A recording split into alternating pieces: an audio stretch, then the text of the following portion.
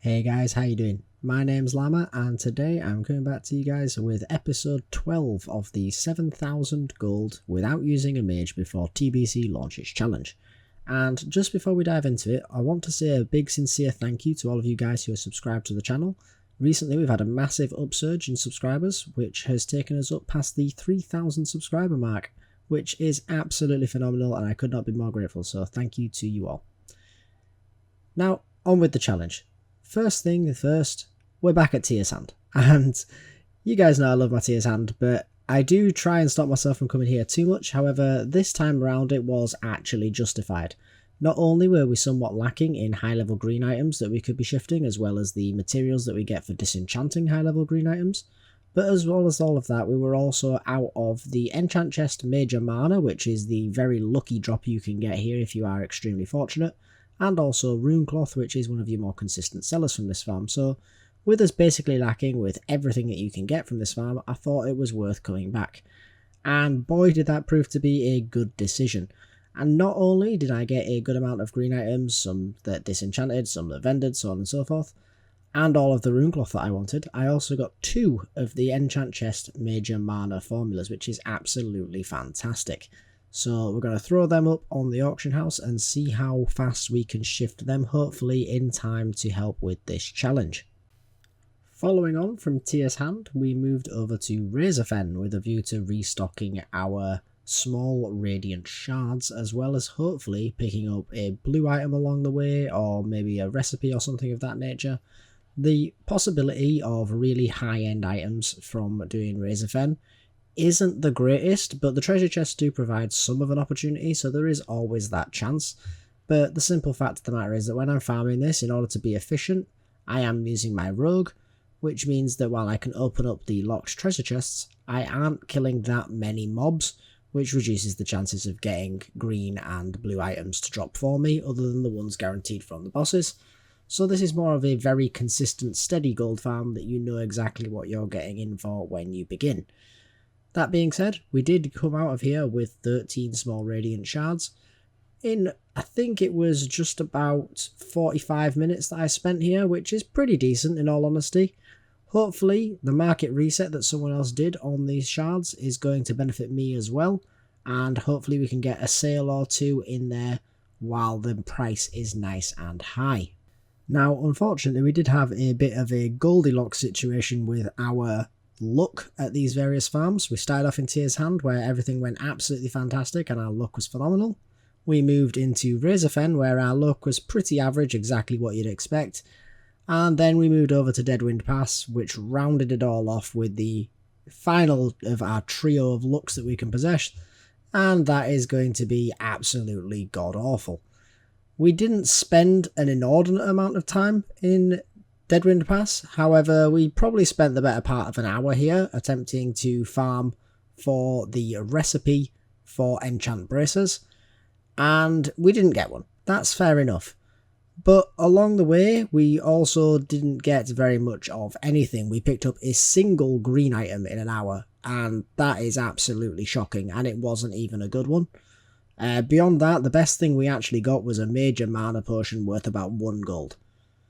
After that, it was literally just the cloths, which are basically guaranteed, and the grey items to vendor. This was an absolute nightmare when it came to gold making this time around, but we've had our luck beforehand, so we can't complain too much.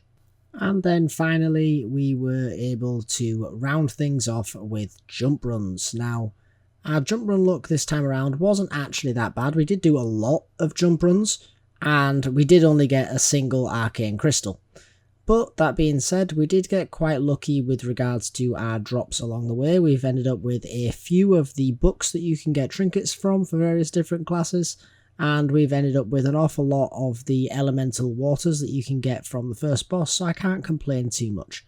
And as you'll see in this clip, we do also get a single arcane crystal, and I think we also picked up a couple of the other gems along the way as well, so could be a lot worse. Now, this wasn't the only farm as that I did this time around. There was also another trip to Maraudon where I was farming for the mithril and vendor items from the goblin boss on my rogue, but unfortunately I wasn't able to record that, so you will see the productivity that we achieved with that farm in the form of the mithril ores when we move over to our bank character in just a second, but unfortunately I do not have the footage for that farm, so we will be moving straight from here over into our bank character to see how we have done. Okay, so you join me now on my bank character, where the first thing you're going to notice is the immense amount of gold we've made since last episode. We are now at 3,337 gold, 31 silver and 15 copper, which is absolutely huge. If we check our trade skill master, our last episode was recorded on Sunday, so we were at 2,697 gold on Sunday. As of right now, we're at 3,338 gold, which is an absolutely obscene level of progress that we've made, especially comparative to where we were previously in some other episodes. That kind of jump is unprecedented in a single episode in this series, and I'm really happy about it.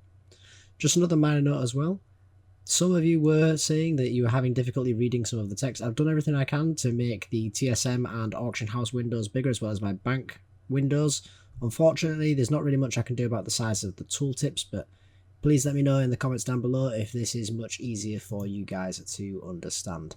So, if we have a look at our auction house, you'll see that on top of the massive amount of gold we've made, we have also got still 821 gold in value on the auction house as well, which is fantastic. And apparently, since I started recording, I've sold some dense stones as well. And that's not including what we have in our bag. So I'll read through our bag stuff for you real quick. We've got Dreamweave Circlet, a Shadowweave Mask, some Black Mage Weave Vests, which I'm really hoping start to shift soon because they were really good at one point and they've just stopped entirely. Some Shadowweave items, Iron Grenades. Still got our Explosive Sheep. We're probably going to abandon them pretty soon. In fact, if we have a look at it, if we actually sold any... No, we have not sold any of our sheep ever, so they're going to be going to the shop. Small Radiant Shards, really disappointing. The market has crashed. It got reset, which is why I went to do it in our previous episode, but unfortunately it's just completely fallen through the floor. Skeletal Club here, that's one you're not actually going to be seeing in this episode up to this point, because I actually got it off camera while just leveling one of my alts, and that was a pretty nice drop. So that's a 19 gold market value and is currently selling for about 9 gold. I'll probably put that on manually because I think the 19 gold market value is highly inflated.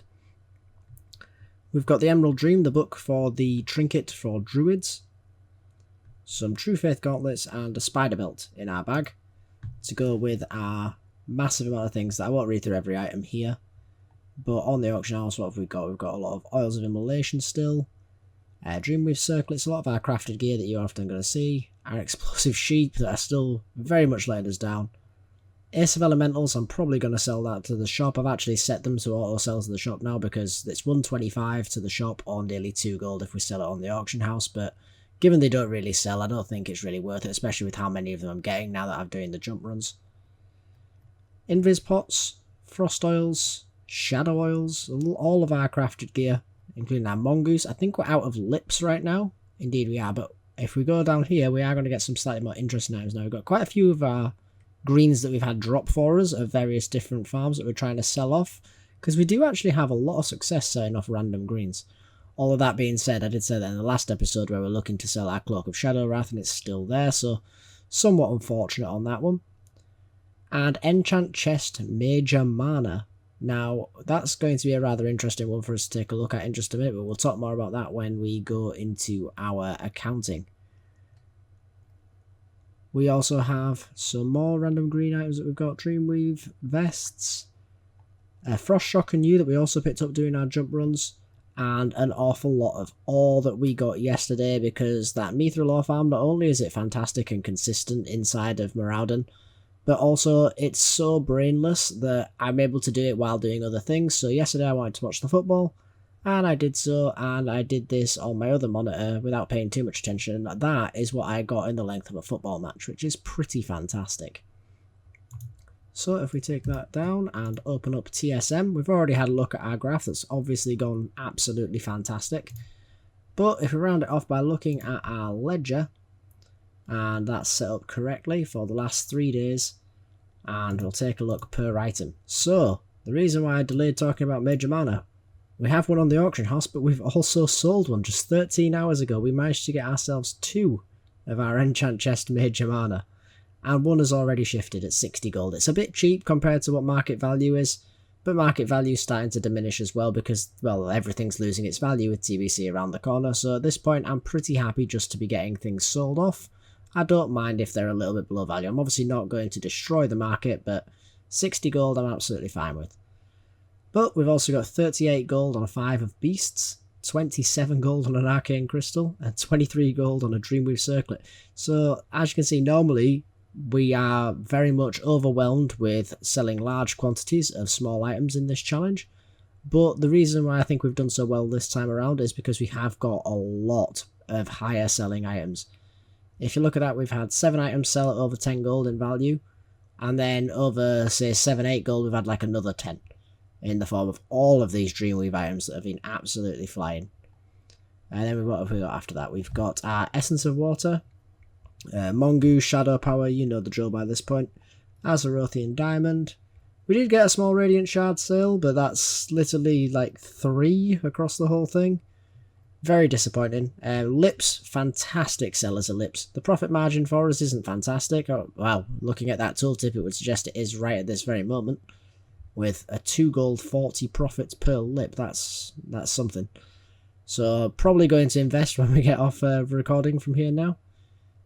But yeah, so we continue down. We've got elemental waters. We've got a lot of fell cloth. We started to pick up a bit of that when we're doing our jump runs, which is quite nice. We sold our rogue demo book only for like 2 gold, which is disappointing. But like I said, I don't mind if the markets are dropping right now. We get some sales through. It's all going to add up in the end, as you could see. So nothing really of interest on there, but I will just scroll down so you can see all of the stuff that we're selling large quantities of for really pathetic amounts of money, including the heavy amounts of rune cloth and mithril ore. So that we already established, that's totted us up to, what's that, like a 600 gold swing in the space of 3 days. Absolutely fantastic. 200 gold a day is about what we're going to need at this point if we're going to be able to succeed given the estimates for release dates. And we're on track, so as long as we can keep this up, we should be good.